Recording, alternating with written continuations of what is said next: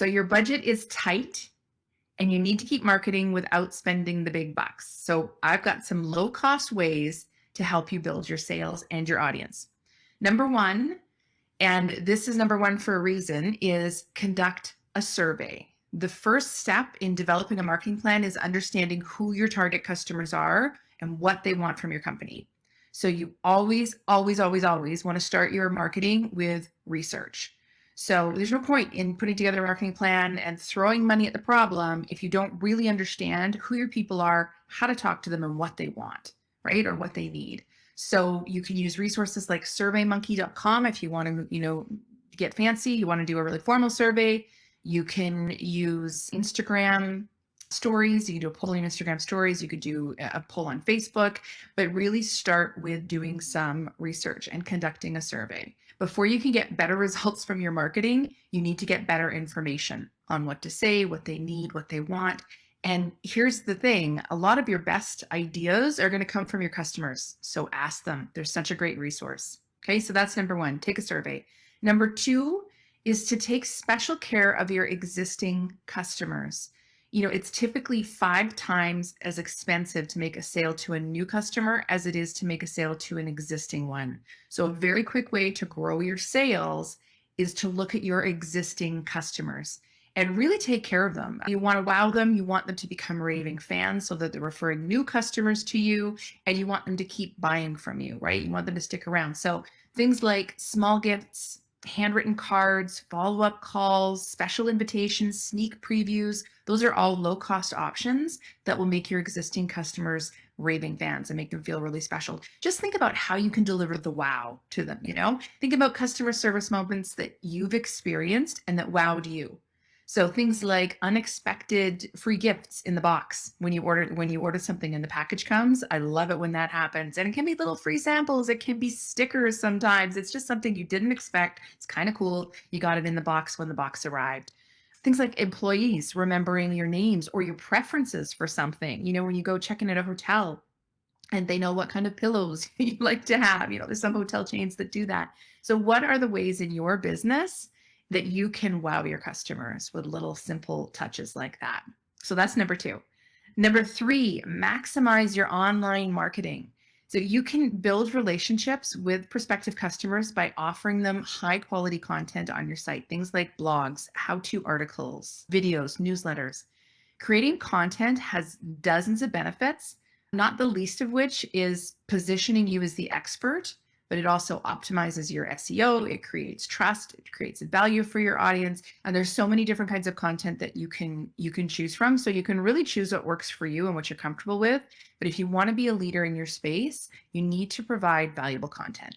So look at what you can provide to your audience as far as content and use that. Use that to draw them in. Use that as a lead magnet to get their email addresses so that you can continue to market and sell to them and build that relationship with them.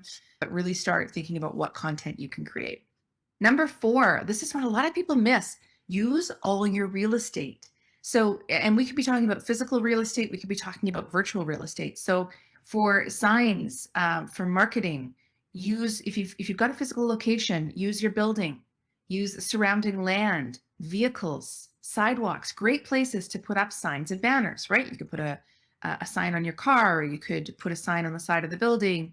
If you have a physical location, you could use counter mats, the point of purchase signage to market whatever it is that your promotion is. If you don't have a brick and mortar location, think about your virtual real estate. So are you using pop-ups on your site or banners at the top of your homepage to show your most urgent offers? Are you linking your offers on each page in your bio or from your podcast to your website or vice versa? Make sure that you have all of those links working. And then if somebody is on one part of your real estate, that they're going to be led to the other part that you want to get them to, right? Think about your social media. Are your social media posts linking to your offers and to your site? You should have a call to action on every single social media post. And it's not always buy. It might not be buy. It might be go check out this blog, or here's this great resource, whatever it is. So make sure that all of that is leading to where you want them to go. Make sure that it's maximized. Number five, I love this one, and we just did a podcast episode on this, is public relations. You want bang for your buck, or no bucks, actually, in most cases. This is a great one that is free or nearly free, and the impact that PR can have on your business is outstanding. It's free and it's extremely effective. PR means public relations, but basically it's unpaid exposure in the media. If you subscribe to One Step Empire podcast, you can subscribe wherever you get your podcasts, One Step Empire. And if you subscribe, then it'll ping you when the new episode comes out. But Gloria Chow is our PR expert on the show, and she explains PR this way on the podcast, and it really makes the power of PR so clear. Think of it this way, bear with me. If a man takes a woman out on a date, and while they're out, he tells her what a great guy he is, he has a great job, he has a great family, all of those things, that's marketing, right? He's saying the right things to the right people. But if after the date, she goes home and she's talking to her best friend and tells her about the date, and her friend's like, oh my gosh, I know that guy. He volunteers at the hospital. He's so funny. He's really kind. He's just an amazing human. That's PR. That's a trusted source vouching for you. That's the difference, right? So PR is incredibly powerful. Now, the thing is, it feels intimidating because it feels like you have to be a big shot to pitch to these magazines, but you don't. They don't care about you and all the things you've done before. What they care about is your perspective.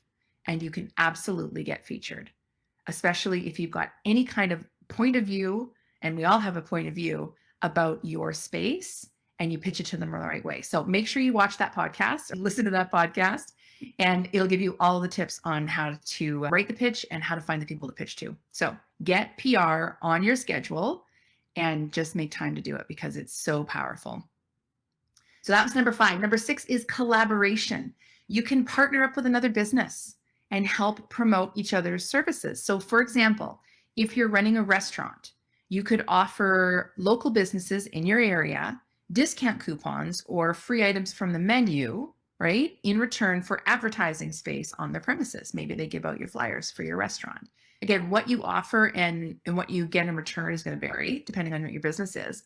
But make sure that you're looking at businesses that your potential customers are going to frequent. Or if you're online, make sure you're sharing the same audience. So maybe partnering, maybe a makeup brand partnering with a fashion brand would make sense, right? You don't have competing merchandise or products, but you do share an audience. Okay.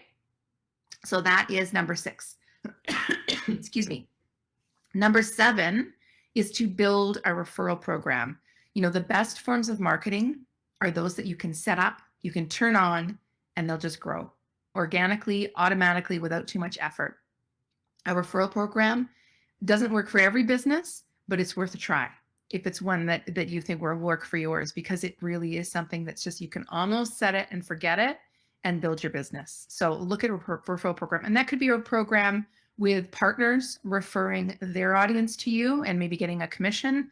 It can be a referral program internally with your own customers. If you have some great clients and you want them to refer more great clients to you, how do you reward them? How do you encourage that? So think about that. Number 8 is turning your employees into ambassadors. So your employees are part of the community. They have all sorts of contacts that you don't have that could help you. So how about inviting employees or their extended families to a fun event at your business, or engage them in a referral program, right?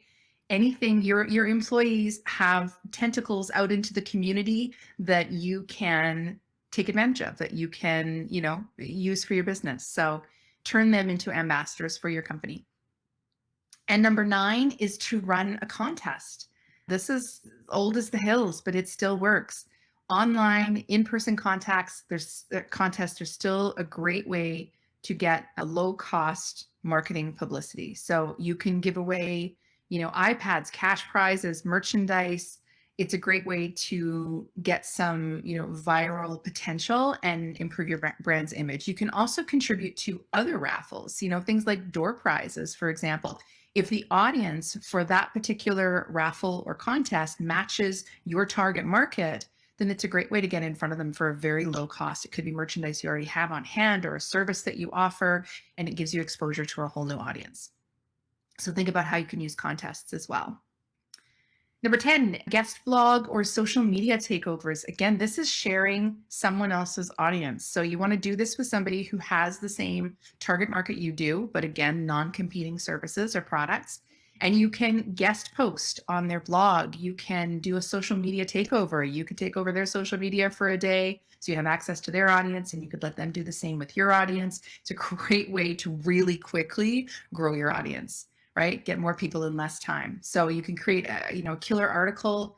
You may be invited to contribute more, right? It's going to give you more exposure. It's going to give you backlinks to your site. There's so many benefits to that. So think about that, finding somebody that aligns with your brand and has a similar audience. Number 11 is to give back, which is just great on its own. But by sponsoring a sports team or participating in a charity drive, you're doing your part for the community, but you're also generating goodwill with customers and prospects. So think about what causes you're passionate about, what causes align with your message or with your business in general, what causes or community are important to your ideal clients. Get aligned with a cause, support them, and then make sure that you maximize the opportunities that come with it, right? You're doing a great thing. You feel good. You also get more eyes on your business. So it's a wonderful win-win-win for everybody. All right. So give back. Number 11. Number 12, apply for business awards. We don't do this enough. As women, we tend to shy away from asking for recognition, even when it's well earned and possibly overdue. Many of us think that we don't need the validation, right? We don't do what we do for the accolades. Well, you may not need that kind of personal validation and recognition, but your business does, and it will benefit from it immensely. So you want to be finding awards for your particular industry, for your particular area, for women in business, whatever it happens to be, and apply for them. If you win an award, there will be announcements from the organization that's running the competition, right? There's possibly ceremonies where your company name is, put out there, where it's discussed. Even if you don't win, but you're shortlisted, you're still going to get some kind of exposure out of the process. So there's actually a blog post on our site. If you go to shecorporated.com, there's a blog post there about winning awards and applying for awards. It's got more ideas on where you can go to apply for different awards, how to find that. If you go to shecorporated.com, you can click on that blog. All right, number 13, this is the last one we'll do today, is to join face-to-face networking groups. Networking is key. After all, it's the fastest, easiest, and most effective way to build a meaningful relationship to grow your business. And a strong network creates a constant flow of ideas, collaboration opportunities, and support.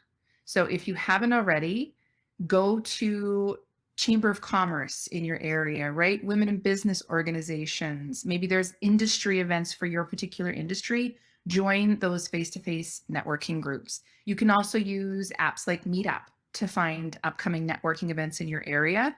And you know what? If it doesn't exist, you can create it. If there's no group out there for your area or your expertise or whatever it happens to be, and you want one, create it. You can do that now.